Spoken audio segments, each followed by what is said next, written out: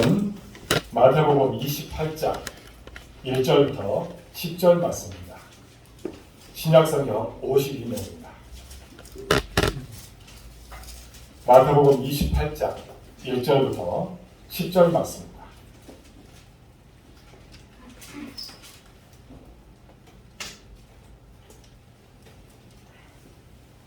교도하겠습니다. 안식이 다 지나고 안식 후 첫날이 되려는 새벽에 막달라 마리아와 다른 마리아가 무덤을 보려고 갔더니 큰 지진이 나며 주의 천사가 하늘로부터 내려와 돌을 물려내고 그 위에 앉았네. 그 형상이 번개같고 그 옷은 눈같이 익거늘 지키던 자들이 그를 무서워하여 떨며 죽은 사람과 같이 되었더라. 천사가 여자들에게 말하여 이르되 너희는 무서워하지 말라. 십자가에 못 박히신 예수를 너희가 찾는 줄을 내가 아노라. 그가 여기 계시지 않고 그가 말씀하시던 대로 살아나셨느니라. 와서 그가 누우셨던 곳을 보라. 또 빨리 가서 그의 제자들에게 이르되 그가 죽은 자 가운데서 살아나셨고 너희보다 먼저 갈릴리로 가시나니 거기서 너희가 배우리라 하라.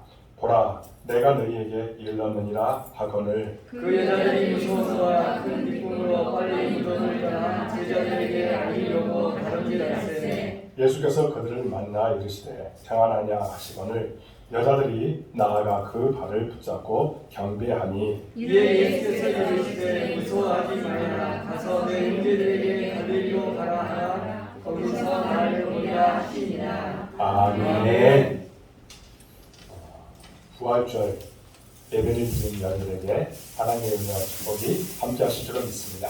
아멘. 온라인으로 예배 드리는 우리 성도들에게도 동일한 은혜를 주실 줄을 믿습니다. 아멘. 우리가 말씀을 나누고자 하는 제목은 부활의 기쁨을 주신 주님이라는 내용으로 말씀을 나누기에 큰 은혜 받으시기 바랍니다. 아멘. 국민일보에 노숙자 생활을 했던 한 알코올 중독자였던 50대 남성에 대한 글이 실린 적이 있습니다. 이 남성은 그래도 단란한 가정을 꾸미고 있었습니다.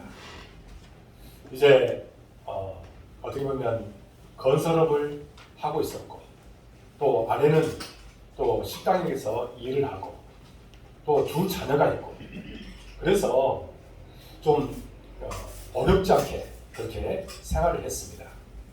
그런데 이 남자분이 그래도 교회에서도 안수집사로 또 건축 이혼자로 힘을 쓰면서 일을 하고 있었습니다. 그런데 어느 날 그 아내가 이단에 빠진 겁니다. 신천지가 되었던지 어떤 이단에 빠져가지고 이제 가정에는 소홀히 하는 겁니다. 모든 것에 소홀히 하고 그러다 보니까 가정이 엉망이 된 겁니다. 그 충격으로 이 사람이 술을 먹기 시작했어요. 그전에는 술을 전혀 되지 않았던 사람이 술을 먹고 그리고 결국에는 알코올 중독자가 됐습니다. 그러니 이제 그런 알코올 중독자 생활을 하다 보니까 어떻게 했어요? 여러 가지로 가정도 어렵고 또 그것을 보는 아내와의 이 불화가 계속해서 이루어지고 또한 자녀들은 거기에 대해서 불만이 생겨가지고 가출을 해버렸습니다. 그리고 결국에는 이런 여러 가지 알코올 중독자가 되다 보니까 회사 생활을 제대로 하겠습니다. 건설업을 하고 있지만 그러니 직장도 잃어버리고 또 가정도 파괴되고 그러다 보니까 이제 모든 것을 잃어버리고 이 사람이 노숙자 생활을 하게 됐습니다. 노숙자 생활을 하다 보니까 모든 것이 이제 피폐한 상태가 된 것입니다. 그런 가운데서 노숙자 생활을 하다 보면 이게 제대로 되지 생활도 어려운 그런 상황이 되다 보니까 이제 그것도 제대로 못하니까 이제 노숙자 쉼터를 갑니다. 노숙자 쉼터에 가서 이제 도움을 청한 겁니다. 그런 가운데 노숙자 이 쉼터에 갔더니 거기에 우연히 발견된 것이 성경책이었습니다. 이 성경책을 보다 보니까 자기 마음에 무엇인가 깨달음이 온 겁니다. 그 전에 자기가 안수집사였고 그래도 성경 말씀대로 살려고 부단히도 노력했던 그것이 이제 생각나게 된 겁니다. 그러면서 이 노숙자 쉼터에서 성경을 틈틈이 계속해서 읽어답니다. 그런데 읽는 과정 속에서 그가 그 마음에 죄가 떠오르더라는 겁니다. 가정을 팽개치고 그리고 이렇게 알코올 중독자가 되어 있는 그 상태에 대한 이런 죄책감, 죄가 생각나다 보니까 하나님 앞에 기도했답니다. 이제 어떤 기도를 했냐? 주님, 술에 중독되어 노숙자가 된 저를 구원하게 해주십시오. 내게 새로운 부활의 생명을 주소서. 이렇게 기도했답니다. 그렇게 기도하는 중에 성령님께서 그 마음을 주관하게 된 겁니다. 그리고 부활하신 예수님을 그가 만나게 됐습니다. 그리고 그 죄에 대해서 철저하게 하나님 앞에 회개하고 눈물을 흘리면서 참여하는 그런 가운데 이제 그 안에서 놀라운 능력을 체험하게 된 겁니다. 술도 이제 끊게 되고 그래서 모든 생활을 청산하고 그러고 나서 가정으로 다시 돌아와서 아내를 권면하고 또 아내에게 거기에서 더 이상 있어서는 안 된다 이야기도 하고 그래서 물론 지금 이단의 그런 상태에 있지만 그래도 자기는 신앙생활을 열심히 하고 그리고 노숙자 생활도 다 청산하고 주님 안에서 이제 부활의 기쁨을 누리고 생활하고 있다고 그렇게 간증하는 것을 보았습니다. 여러분 부활의 주님을 만나는 사람 이처럼 그 마음에 기쁨이 넘친 줄로 믿습니다. 아멘. 그 삶이 변화되게 되어 있습니다. 우리들도 지금 부활절을 맞고 있습니다. 그런데 제 마음에 계속해서 떠오르는 것이 뭐냐면 이것이 어떤 타성에 젖어 있는 예배가 아닌가 그런 생각을 해봐요. 매년 돌아오는 부활절, 매년 돌아오는 사순절 기간, 고난주간 이렇게 생각하면서 과연 우리 마음에 부활의 소망과 기쁨이 있는가 그것을 생각해 보면서 안타까운 마음으로 오늘 말씀도 준비하면서 또 우리 마음에 이것을 회복해야 되겠다라는 마음이 들게 됩니다. 여러분들 모두가 다 이제 부활절 감사 예배를 드리면서 부활의 기쁨이 충만해지는 여러분들의 삶이 될 수 있기를 주님의 이름으로 축복합니다. 아멘. 오늘 본문은 하나님께서 그리스도인들에게 주신 아주 특별한 기쁨의 대표적인 예를 소개하고 있습니다. 더 정확하게 말하면 그리스도인들 가운데 첫 번째로 하나님께서 주신 특별한 기쁨을 맛본 구체적 예가 나와 있다는 겁니다. 본문 8절을 보면 이렇게 기록되고 있습니다. 오늘 8절 말씀을 한 목소리 읽겠습니다. 시작. 그 여자들이 무엇과 그 기쁨만이 받는 제자들이 아니고 연결했으니 아멘. 여자들이 크게 기뻐하면서 예수님의 빈 무덤을 떠나 제자들에게 이 소식을 전하려고 달려가다는 겁니다. 내용을 조금 더 자세하게 살펴보면 이런 내용입니다. 안식 후 첫날이 되어서 되려는 새벽에 예수님께서 무덤에 장사된 지 이제 사흘째 되는 날 새벽에 마리아라는 이름의 두 여인이 제일 먼저 주님의 무덤을 찾았습니다. 그런데 벌써 예수님께서 부활하셔서 무덤은 비어있고 무덤을 지키던 병사들은 두려움에 떨고 있는 그 모습을 보게 된 겁니다. 두 여인은 그 안에서 천사를 만났습니다. 주님께서 부활하셨다는 소식을 들었습니다. 빈 무덤도 확인했습니다. 가서 제자들에게 이 소식을 전하는 명을 받았습니다. 이 여인들이 한편으로는 두렵기도 했지만 주님께서 부활하셨다는 소식을 듣고는 너무나도 기뻤습니다. 이제 두 여인은 천사의 명을 받고 제자들을 향해서 달려가고 있었습니다. 그런데 가는 도중에 예수님을 만나게 됩니다. 부활하신 주님을 처음으로 만나게 되었습니다. 주님께서 평안하냐 물으시는 안부 인사를 그들이 받았습니다.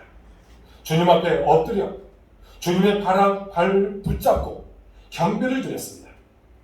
두 여인이 얼마나 기뻤을까요? 여러분들 생각해 보십시오. 그 안에서 얼마나 기쁨이 충만했겠습니까? 천사의 말을 듣고 기뻤지만 이번에는 부활하신 주님을 직접 뵈었으니 그 마음에 얼마나 기뻤겠습니까? 여기에서 막달라 마리아를 또한 생각해 보고자 합니다.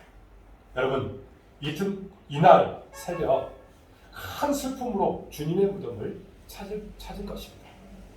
7 귀신들이여 죽지 못해 살아가던 자신을 고쳐준 뒤 3년 가까이 주님을 섬기면서 최선을 다해서 주님을 그렇게 따랐습니다. 주님이 자신의 삶의 이유였고 그리고 자신을 버티게 해준 인생의 버팀목이었습니다. 그런데 그런 주님께서 세상을 떠나셨습니다. 여러분, 그 안에 얼마나 슬픔이 형언할 수 없을 정도로 그 마음에 자리 잡아 있을 것입니다. 그런데 뜻밖의 천사에게 그 주님이 부활하셨다는 소식을 들었습니다. 그리고 이제 부활하신 주님을 직접 만났습니다. 얼마나 기뻤을까요? 그리고 주님께서 자신에게 이 소식을 전하라고 부탁까지 하셨습니다. 그 소식을 전하러 제자들에게 달려가는 이 막달라 마리아, 얼마나 그 마음에 기쁨이 충만했겠습니까? 이 사건은 하나님께서 부활하신 주님을 통해 그리스도인들에게 주신 큰 기쁨의 첫 번째 이야기입니다. 이후에 하나님께서는 부활하신 주님을 만난 그리스도인들, 그리고 주님의 부활을 믿는 그리스도인들에게 이런 큰 기쁨을 주시고 계신 것입니다. 오늘 여기에 예배드리는 여러분들에게도 이런 큰 기쁨을 하나님께서 주신 줄로 믿습니다. 그 기쁨이 충만해지시기를 주님의 이름으로 축복합니다. 그래서 그리스도인들은 이 세상 사람들이 알 수 없는 특별한 기쁨을 맛보며 사는 사람이라고 할 수 있다는 겁니다. 여러분들, 옆 사람에게 인사하겠습니다. 특별한 기쁨이 충만해지시기 바랍니다. 특별한 기쁨이 충만하시길 바랍니다. 이제 이 기쁨을 조금 더 자세하게 묵상해 보겠습니다. 첫 번째로는 부활에서 시작된 기쁨이라는 겁니다. 막달라 마리아는 지난 3년 예수님을 섬기면서 많은 기쁘고 즐거운 일을 경험했을 것입니다. 병 나았을 때에 그랬을 것이고, 또 주님의 말씀을 들을 때 그랬을 것이고, 또 주님의 사랑을 확인할 때마다 그 마음에 너무나도 기뻤을 것입니다. 그러나 이번에 경험한 기쁨은 전혀 다른 것이었습니다. 차원이 다른 기쁨입니다. 부활의 기쁨입니다. 사망 권세를 이긴 기쁨이었습니다. 이 세상에서 그 누구도 경험을 해보지 못한 새로운 기쁨이 그 마음에 충만해졌습니다. 실제로 초대교회의 역사를 살펴보면 이 기쁨이 제자들을 기쁨의 사람들로 완전히 바꾸어 놓았다는 겁니다. 그리고 그리스도인들의 모임을 기쁨의 모임으로 완전히 바꾸어 놓았습니다. 예수님의 부활 사건 이후 그리스도인들은 주님께서 부활하신 날을 특별하게 뭐라고 이야기하냐? 주의 날이라고 했습니다. The Lord's Day. 그래서 이렇게 해서 주의 날을 기쁘게 그들이 보내게 되었습니다. 아직 유대인들이 중심이었던 이제 초대교회 교인들은 안식일도 지켰지만, 그러나 주의 날에 또 다시 모였습니다. 이것이 우리가 지금 지키는 주일이 된 것입니다. 이 모임은 주님의 부활을 기념하고 축하하고 함께 기뻐하는 모임이 되었습니다. 그래서 당시 이 모임은 축가의 만찬, 다시 말하면 기쁨의 잔치가 중심이었다고 이야기할 수 있다는 겁니다. 그러니까 주의 날에 그들이 모여서 어떤 것을 했냐면 그 안에서 만찬을 하게 된 겁니다. 기쁨의 잔치를 벌이고 있었다는 겁니다. 그리고 당시 교회들은요, 주일에 하지 않았던 것이 두 가지가 있었습니다. 당시 초대교회에 하지 않았던 것이 두 가지였대요. 그것이 뭐냐면 하나는 금식이었습니다. 주일날에는 그들이 금식하지 않았답니다. 대체로 수요일과 금요일에 금식했지만 주일에는 하지 않았습니다. 주일은 부활을 기념하는 그 날로서 기쁨과 축하하는 날이기 때문에 그들이 금식하지 않았답니다. 그리고 또 하나가 뭐냐면 무릎을 꿇지 않았대요. 그들이 무릎을 꿇지 않았습니다. 평상시 기독교인들은 어떻게 해요? 무릎을 꿇고 바닥에 엎드려 기도를 하곤 했습니다. 하나님 앞에서 자신을 낮추기 위해서 철저하게 그렇게 무릎을 꿇고 기도한 것입니다. 그러나 주일에는 기도할 때 무릎을 꿇지 않아요. 이날은 예수님의 부활로 기독교인들이 어떤 것을 그들이 이루게 되었느냐? 하나님의 양자가 된 거예요. 하나님의 양자가 되었기 때문에 그들이 그 안에서 어떻게 했냐? 무릎을 꿇지 않고 양자로서 기쁨을 누리면서 하나님 앞에 예배를 드렸다는 겁니다. 양자가 물론 부모 앞에서 아들이 무릎 꿇는 것은 당연하겠지만 그러나 아들이 무릎을 꿇지 않는다고 우리가 뭐라 하나요? 이처럼 양자로서 그 안에서 기쁨으로 주님 앞에 영광 돌리고 있었다는 겁니다. 그리고 주일은 특별한 날로 여겼습니다. 예를 들어서 사순절을 우리가 생각해 보겠습니다. 여러분, 제2 수요일부터 부활절까지 40일 동안 우리가 그리스도의 고난을 묵상하면서 사순절을 보냅니다. 그런데 이 기간 동안에 어떻게 해요? 사순절 기간 동안에 있는 6번의 주일은 사순절에서 포함될까요? 제외될까요? 포함될까요? 제외될까요? 제외됩니다. 그러니까 여러분 이것을 우리가 잘 알아야 돼요. 그러니까 사순절 기간은 부활절 전 46일부터 시작이 됩니다. 제2 수요일이 46일 전부터 시작되는 거예요. 그 이유가 뭐냐? 주일은 고난의 날이 아니라 주님의 부활을 기념하는 기쁨의 날이기 때문에 그것은 주일날은 그때에 그들이 이 고난이라고 하는 그리고 사순절에서 제외시켰다는 겁니다. 그렇습니다. 기독교는 주님의 부활로부터 시작된 종교입니다. 그리고 주님의 부활을 기뻐하며 축하하고 이 부활 소식을 전하는 종교입니다. 그래서 기독교는 기쁨의 종교라고 할 수 있습니다.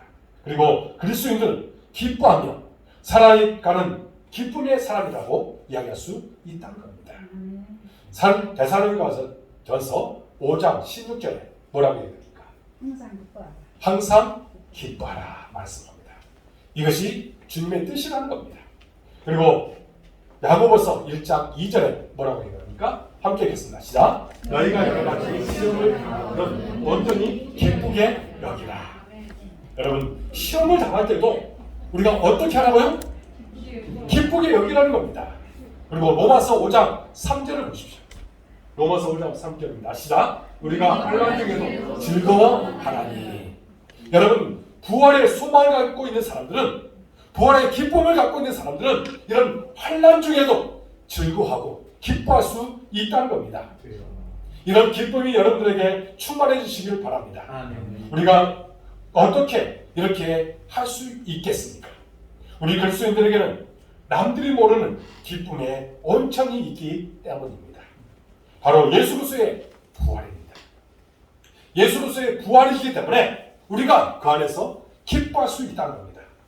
부활하신 주님을 만난 사람들, 주님의 부활을 믿는 사람들, 그들의 심령 속에 기쁨의 샘이 자리 잡아서 늘 기쁨의 생수가 솟아나게 해 주실 줄로 믿습니다. 그래서 항상 기뻐할 수 있고 또 기뻐할 수 없는 환난 가운데서도 우리는 기뻐할 수 있다는 겁니다.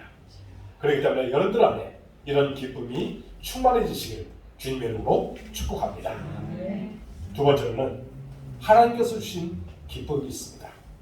본문을 보면 마리아는 주님의 무덤을 찾았을 때에 뜻밖의 천사를 만났습니다. 그리고 주님 부활의 소식을 들었습니다. 그리고 부활 소식을 전하러 가다가 뜻밖의 부활하신 주님을 만났습니다. 그리고 부활하신 주님을 경배하는 기쁨을 누리게 되었습니다. 그러니까 마리아가 체험한 이 기쁨은 전적으로 누가 주신 기쁨이에요? 하나님께서 주신 기쁨이었다는 겁니다. 여러분들에게도 이런 하나님께서 주신 기쁨이 충만해지시기 바랍니다. 아멘. 유인경이라는 작가가 쓴 기쁨 채집이라고 하는 책이 있습니다. 기쁨 채집. 이 책의 프롤로그에 이렇게 쓰여 있었습니다. 이제 나는 기쁨을 채집하고 있다. 공기처럼 혹은 별처럼 구름처럼 내 주변에 가득하지만 내가 눈길을 안 주었거나 잘 느끼지 못했던 작은 기쁨을 수시로 채집해서 내 가슴에 담아두고 또 남들에게도 나눠주려 한다. 이렇게 이야기했습니다. 여러분, 기쁨을 채집한다는 말이 저에게 신선하게 다가왔습니다. 이 책에서 예를 든 이런 기쁨들은 드라마틱하거나 아니면 거창한 것, 나만 체험한 대단한 것들이 아니었습니다. 그것은 이제 그가 소소한 가운데, 소소한 생활 속에서 느껴지는 그런 기쁨을 이야기하고 있다는 겁니다. 그런 기쁨들을 이제 채집해서 그것을 이제 기쁨을 누리다 보니까 이것이 커지더라는 거예요. 여러분, 이 사람은 어떻게 이야기했냐? 놀이동산에 막 도착한 아이처럼 또 여름방학을 맞은 학생들처럼 인생이 설레게 되고 가슴이 뛰게 되는 그런 것을 이제 채집하다 보니까 그 마음에 기쁨이 넘치더란 겁니다. 이 책을 읽고 나서 저도 한번 생각해 봤습니다. 저에게도 소소한 기쁨이 많이 있더라고요. 이런 기쁨들이 때로는 커피를 마시면서 이런 기쁨을 누리기도 하고 또 성도들을 생각하면서 제가 이제 교회에 와서 우리 성도들을 위해서 기도하고 그리고 여러 가지 뭐 생각하면서 우리 성도들의 어떻게 했으면 좋겠다 이런 마음을 갖고 그렇게 기도하고 마무리를 지으면서 집에 가서 쉬면서 그런 기쁨을 누리기도 하고 이런 소소한 기쁨들이 제 안에도 많이 있더라고요. 그러면서 얼마나 감사했는지 모릅니다. 그런데요, 우리 그리스도인들에게는 이런 소소한 기쁨 외에 차원이 다른 기쁨이 또한 있다는 겁니다. 그것은 뭐냐? 하박국 선지자가 하박국 3장 18절에서 이렇게 노래했습니다. 우리 한 목소리로 읽겠습니다. 시작. 나는 여호와로 말미암아 즐거워하며 나의 구원은 하나님으로 말미암아 기뻐하리로다. 여러분, 하나님 때문에 즐거워하고 하나님 때문에 기뻐한다는 것입니다. 아멘.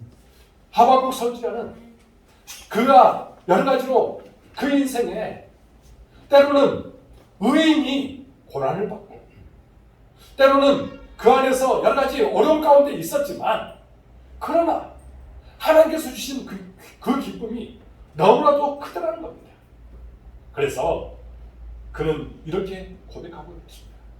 나는 여호와로 인하여서 기뻐합니다. 구원의 하나님으로 인해서 기뻐합니다. 이렇게 고백할 수 있었던 것입니다. 여러분들 안에도 하나님께서 주신 그 기쁨이 충만해지시기를 주님의 이름으로 축복합니다. 좋은 번역이 이제 철교역정을 썼잖아요. 이분이 이제 우연한 계기로 회심하게 되었대요. 우연한 계기로. 한 번은 길거리를 지나고 있는데 양지 바른 곳에 어떤 할머니들이 모여서 서로 이렇게 좀 이야기를 나누고 있더래요. 이야기를 나누는 가운데 이 사람들이 좀 즐거워하는 모습이 나타나더라고요. 그래서 그곳에 가서 조용히 뒤에 가고 들어봤답니다. 그랬더니 누가 하나님의 은혜를 더 많이 받았는가, 거기에 대해서 서로 이야기를 나누고 있더라고요. 그런데 자기가 그동안에 자기는 그래도 예수님을 믿는다고 했으면서도 그 안에서 하나님의 은혜에 대해서 전혀 생각하고 있지 않았는데, 이분들이 그 안에서 이렇게 하나님의 은혜에 대해서 나누고 있는 그 모습을 보면서 그 마음에 좀 충격이 오더라는 겁니다. 그래서 내가 그동안에 하나님의 은혜에 대해서 전혀 생각하지 못하고 있었구나, 그러면서 회심하게 되었다. 그래서 그 기쁨을 가지고 이제 천류역정이라고 하는 이 책을 쓰게 되었다는 겁니다. 소소한 기쁨, 하나님께서 주신 그 기쁨, 그것을 생각해 보니까 너무나도 기쁘다는 거예요. 과연 여러분들은 어떻습니까? 하나님께서 여러분들에게 어떤 은혜를 주셨습니까? 여러분들은 지금도 그 은혜를 받고 살아가고 있습니다. 그런데 우리는 어떻게 해요? 그 은혜에 대해서 전혀 무감각하고 살아갈 때가 너무 많습니다. 그 은혜들을 서로 나누려고 하지도 않습니다. 그리고 사람들에게 간증하려고 하지 않습니다. 그러니 우리 마음이 피폐해지고 있습니다. 어느 순간부터 우리 신앙생활이 때로는 그 전에 정말 감격스럽고 하나님께 영광 돌리는 그런 모습이었는데 점점 식어가고 있지 않는지 우리 자신들 한번 돌아보라는 겁니다. 그래서 다시 하나님께서 주신 그 기쁨을 회복할 수 있게 주님의 이름으로 축복합니다. 그래서 주님께서 여러분들에게 주신 그 은혜를 받고 있다는 이 사실에 감격하면서 주님께 영광 돌리는 여러분들의 모든 모습이 되어지길 주님의 이름으로 축복합니다. 이제 세 번째로는 삶의 힘이 되는 기쁨입니다. 본문 1절과 8절을 비교해 보겠습니다. 1절을 보면 이렇게 말합니다. 함께 읽겠습니다. 시작. 무덤을 보러 갔다니. 이제 두 여인이 무덤을 향해 갔다는 겁니다. 그런데 8절을 보십시오. 8절을 보면 이렇게 말합니다. 무덤을 함께 읽겠습니다. 시작. 무덤을 떠나 제자들에게 많이 되고 다른지라세. 여러분, 그들이 어떻게 했다는 거예요? 두 여인이 무덤을 떠날 때는 어떻게 했을까요? 달려갔다는 겁니다. 이 차이는 어디에서 온 것입니까? 무덤을 향해 올 때는 큰 슬픔을 안고 왔습니다. 발걸음이 떨어지지 않아서 힘겹게 무덤을 찾았을 것입니다. 그런데 주님의 부활 소식을 듣고 기쁨이 충만해지자 어떻게 해요? 달려갔다는 거예요. 바로 기쁨이 이들의 걸음을 바꾸어 놓은 것입니다. 느헤미야 8장 10절에 보면 이렇게 말씀하고 있습니다. 오늘 한 목소리 듣겠습니다. 시작. 근심하지 말라. 여호와를 인하여 기뻐하는 것이 너희의 힘이니라. 아멘. 하나님 때문에 기뻐하는 그 기쁨이 우리에게 뭐가 된다고요? 힘이 된다는 겁니다. 그렇습니다. 우리 그리스도인들이 이 세상을 힘있게 살 수 있는 비결이 바로 이것입니다. 부활하신 주님께서 주시는 기쁨이라는 겁니다. 그 기쁨을 아는 사람, 그 기쁨을 마음에 품고 있는 사람, 그들은 어떤 상황 속에서도 힘차게 살아갈 수 있다는 겁니다. 여러분들 모두가 그렇게 힘차게 살아갈 수 있기 바랍니다. 이 시대의 위대한 기독교 사상가로 손꼽히는 C.S. 루이스는 예기치 않는 기쁨이라는 책에서 이런 이야기를 했습니다. 진정한 기쁨이 충만할 때 죄와 세상이 주는 가짜 기쁨에 끌리는 마음이 현저하게 줄어든다. 즉 죄와 싸워 이길 힘이 생긴다는 말이다. 진정한 기쁨이 결여되어 있을 때에는 죄를 짓지 말아야 한다는 의무만 남게 된다. 물론 하나님을 사랑하는 마음으로 그 유혹에 맞서 어떻게 해서든지 죄를 짓지 않으려는 싸움은 고귀한 것이다.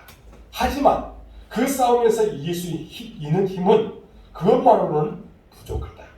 특히 그 싸움이 한두 번 싸우고 끝나는 것이 아니라 장기적이고 지속적인 것이라면 그때는 내 속에 진정한 기쁨이 충만하게 자리하고 있느냐 그렇지 않느냐에 따라 엄청난 차이가 있을 것이다.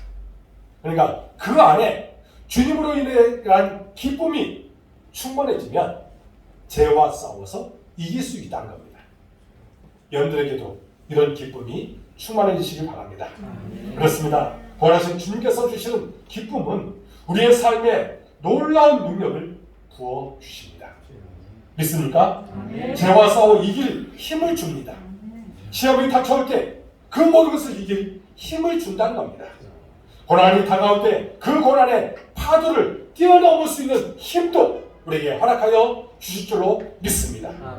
일상의 무기력을 극복하고 사역의 영적 침체를 물리칠 수 있는 힘이 우리에게 주신 부활의 기쁨이 충만해질 때 다시 회복되는 역사가 우리 가운데 있게 될 줄로 믿습니다. 오늘 많은 그리스도인들이 하나님께서 주시는 기쁨을 잃어버리고 살고 있습니다. 그래서 무기력하게 살아갑니다. 세상에 이런저런 기쁨에 마음을 뺏기고 살아가고 있다는 겁니다. 여러분 모두 이런 기쁨을 회복할 수 있기 바랍니다. 이제는 주님께서 주시는 기쁨, 하나님께서 주시는 기쁨, 그 기쁨을 갖고 부활의 소망을 갖고 이 땅에서 행복하게 살아갈 수 있기를 바랍니다.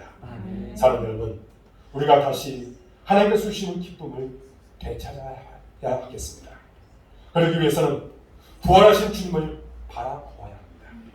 부활하신 주님을 바라보며 주님께서 주시는 부활의 기쁨을 더욱 풍성하게 누리고 살아갈 수 있기를 주님의 이름으로 축복합니다. 기도하겠습니다. 하나님 아버지 감사합니다.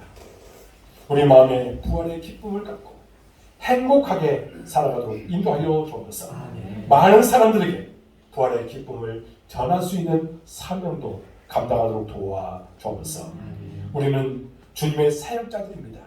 그런데 그 사역자로서 우리가 어떻게 지금 살아가고 있는지 우리 자신들을 돌아볼 때에 부끄럽습니다. 용서하여 주옵소서. 이제는 회복되어 주님께 영광 돌리며 주님을 기쁘시게 하는 삶을 사도록 이끄시고 축복하여 주옵소서. 모든 것을 주님께 의탁하고 예수 그리스도 이름으로 간절히 기도하옵나이다. 아멘.